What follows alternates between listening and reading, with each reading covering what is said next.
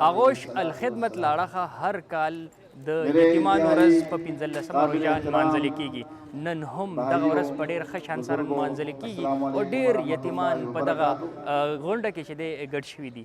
دا ورځ ولې نمانځل کیږي په دې باندې به یتیمانو سره هم خبرې کوو او د دې ارګنایزرانو سره هم.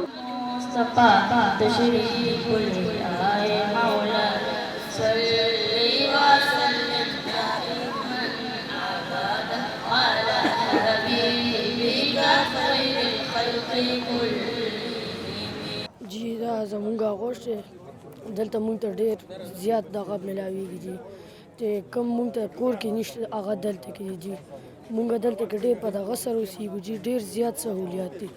هغې کې زمونږ ټایم ټیبل هم ښه دی، په مونږ تعلیم هم کوي، د قرآن شریف سبق هم هغې سره وایي جی. د زمونږ د صحت خیال هم دلته ساتي جی، زمونږ ډېر خیال دلته ساتي.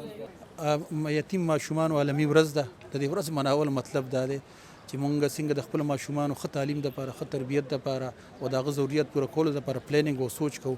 دقسې د ورځې په عنوان سره مونږ ګیر چاپېره زموږ په سوسایټۍ کې څومره یتیم ماشومان دي، د هغوی د ښه مستقبل، ښه تربیت، ښه تعلیم دپاره او د ضرورت پوره کولو دپاره مونږ پلانینګ وساتو. در حقیقت دا د الخدمت فاونډیشن چې آغوش کې 15 رمضان مبارک باندې د یوم یتاما مناوي، دا د الخدمت اختراع نه دی.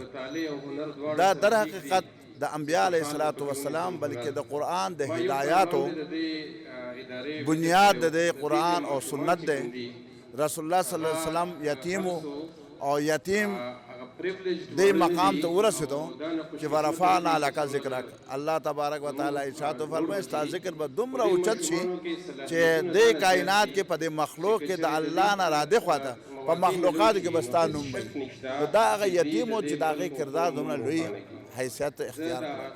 نو موجوده وخت کې هم الخدمت فاونډیشن د 15 رمضان مبارک یوم یتاما چې مناوي، دا د یتیمانو د حوصله افزایۍ دپاره، دا د خلقو دننه د آګاهي او د شعور پیدا کولو دپاره چې دا خلق پوه شي چې د یتیمانو حقوق څه دي، په موږ باندې څه دي.